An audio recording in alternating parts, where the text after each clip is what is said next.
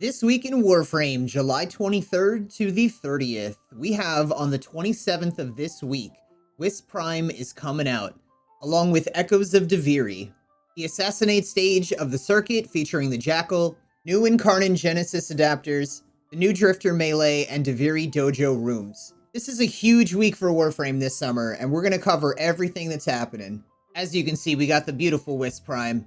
We have the new Syandana that they had mentioned. The Drifter suit is also coming out with that. This is going to be a part of Prime Access with Wisp. Also have the Gunsen and the Fulmin Prime also coming out. Important to note that if you guys have Fulmin Rivens or Gunsen Rivens, you could start selling them now. My personal input being a part of Trade Chat for so many years is that I don't think the price is going to climb like crazy high. Like, I doubt you're going to sell an unrolled Fulmin or a Gunsen Riven for 1,000 platinum. So if you could move them now for, I'd say 250, 300, you're probably going to be able to move them for that right now, even before Wisp comes out. When Wisp comes out, you might be able to score like 400 platinum off an unrolled Riven. That's not uncommon. I've seen that happen plenty of times and heard about it happening plenty of times. But don't go too crazy for those prices. Again, if you could make at least 250, 300 off of an unrolled Fulmin or Gunsen Riven, you're doing pretty good. We're also going to have the Jackal in the circuit. And you can see this is the development build that they showed off on the dev stream, where we're kind of seeing like boxes and everything in the backgrounds. The boxes won't be there when this releases, obviously. But either way, this is the new Assassinate fight that we're going to wind up having. The new Incarnon Genesis weapons to look out for are the Boar, Gorgon, Anku, Angstrum, and Gammacor, and you can see them all right here. They did state on the dev stream that they're going to be adding like one of these to a different week of the Incarnon adapters that you can get, so expect to start seeing these in the upcoming rotations.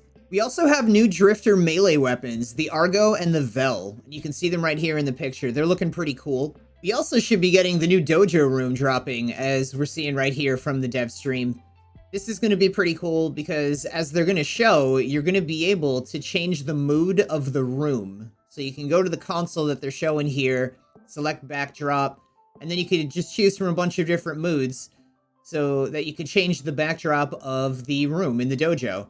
Also, starting July 27th at 11 a.m. Eastern Standard Time, we're going to be seeing week 2 of the Recall 10-0 event happening. Now, I did make a video about whether or not we think they're scamming us, and really it's kind of just we're going to have to see how the rest of the event goes. So far, this first week, once you do it once, and you still have a little bit of time left, but once you do it once, it's really not super worth continuing to do again. Maybe if you're a newer player and you need lots of Argon Crystal, I can't even recommend anything else. It's just, this week was kind of a bust on, like, it's not really worth grinding out. If you do grind it out a few extra times, the third mission here, and by the way, all of these weeks, if you grind the third mission over and over again, there's a bunch of endless rewards, and that's what I'm referring to. This week, we have the mission Corpus Excavation, and excavations typically grant us a lot of cryotic. However, you get the same amount of cryotic no matter what difficulty level you do, so realistically, if you did need cryotic and lots of it, your honest best bet is just to grind out the excavation mission on Earth. But either way, we have this week 2 coming up. We can get ourselves a Nightwatch Lancer Noggle statue for week 1, for mission 1. Mission 2 is an Orokin reactor, so that's the big deal reward. And then finally, the Factions Recall Glyph for beating mission 3.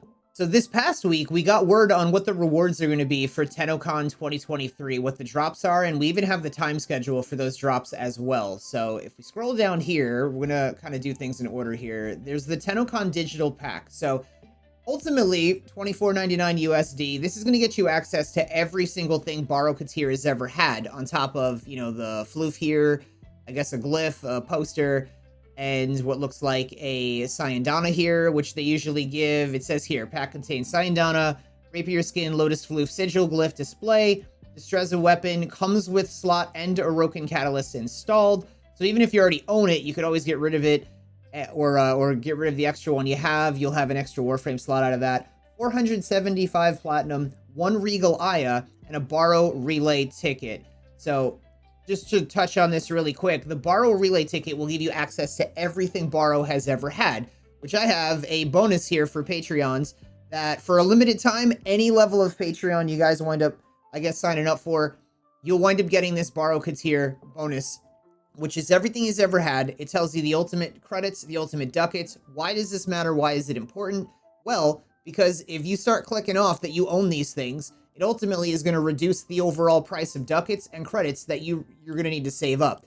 That's going to save you an enormous amount of time on farming, and you could even be more direct. You could say, all right, well, let's see. I definitely want this. I definitely want that. Definitely want that. You can just minus the overall price from this and then get the number of ducats and credits you're actually going to need, you know, to like save up. So it's like multi-uses for that. For Tennocon, we also have this login reward right here, this Dex Operator and Drifter suit. So log in on August 26th to claim. That seems like that's all you have to do is log in.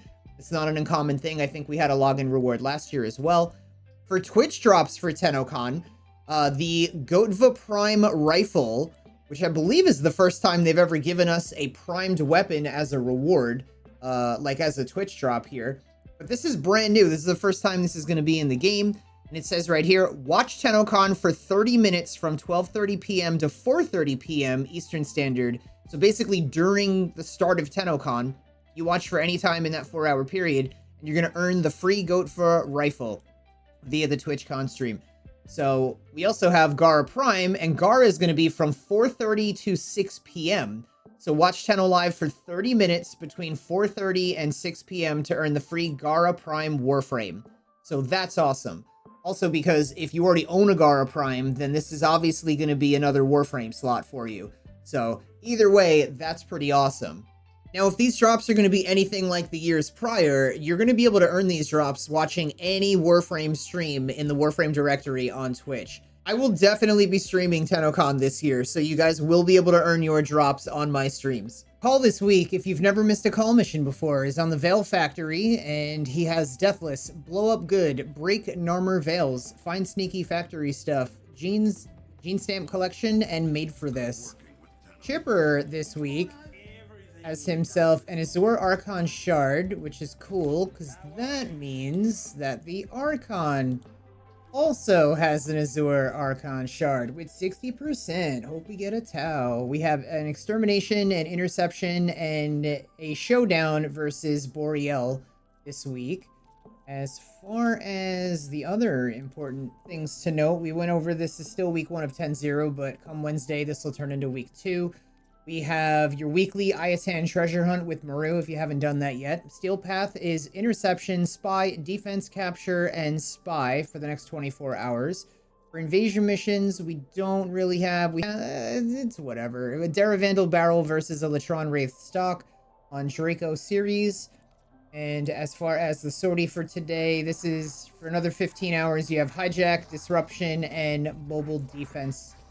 For Maru, we are looking at the new challenges this week are unlock 10 relics, complete 5 different Steel Path missions, complete 5 different bounties in Orbelis, 8 rare mods, pick up 8 rare mods, rare fish in Plains of Eidolon, 6 of them, complete 12 conduits in Disruption, complete 3 assassination missions, kill 40 enemies with headshots. Today's daily is deploy a Spectre, super duper easy. For the mods that Maru now has this week, we have Energy Siphon is back. We have Pistol Scavenger. Enemy Radar is back. Sniper Scavenger. So Energy Siphon and Enemy Radar are the 2 big ones if you're looking to spend these grab extras for Platinum. We also have Power of 3 for Rivara, Deceptive Bond for Loki, and Shrapnel Rounds for the Merlock. Checking out what's up for Duviri. On the Steel Path circuit this week, we have the Bratton, the Lato, the Skana, the Paris, and the Kunai. And as far as normal Duviri circuit goes, we're looking at Loki, Mag, and Rhino.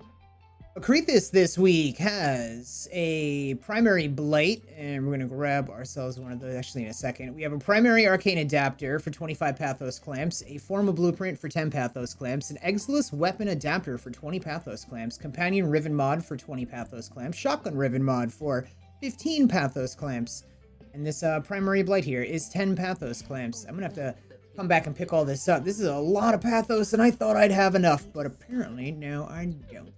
On to this week. This is just a reminder for you to spend your 5 Void Plume Pinions if you got them on your 35,000 Kuva. Tashin this week in Steel Path Honors has himself, as always, a Veld Riven Cipher, and it looks like he also has a Zaw Riven Mod, which I'm going to pass on because I actually have a bunch of those. Everybody's favorite Dunscap this week has a 39% Cold Ferox, a 25% Cold Grigori, a 53% Heat Livia. I would say get this if you don't have one already. 53% is fantastic. We have a 44% Radiation. That is almost, yeah, I'd almost recommend this. If it's off by 1%. And then 41% Radiation for the Agenda. So the best thing he has right now is the Heat Livia 53 that has a day and 23 hours left. Weekly reminder to check out Paladino at Iron Wake and get your Rivens. Currently with 10 Riven Slivers. We just got a Pistol Riven, which is awesome. Another 10 Riven Slivers for not a kit gun. No! We have another 35,000 Kuva for 10 Riven Slivers and 150,000 credits if you care.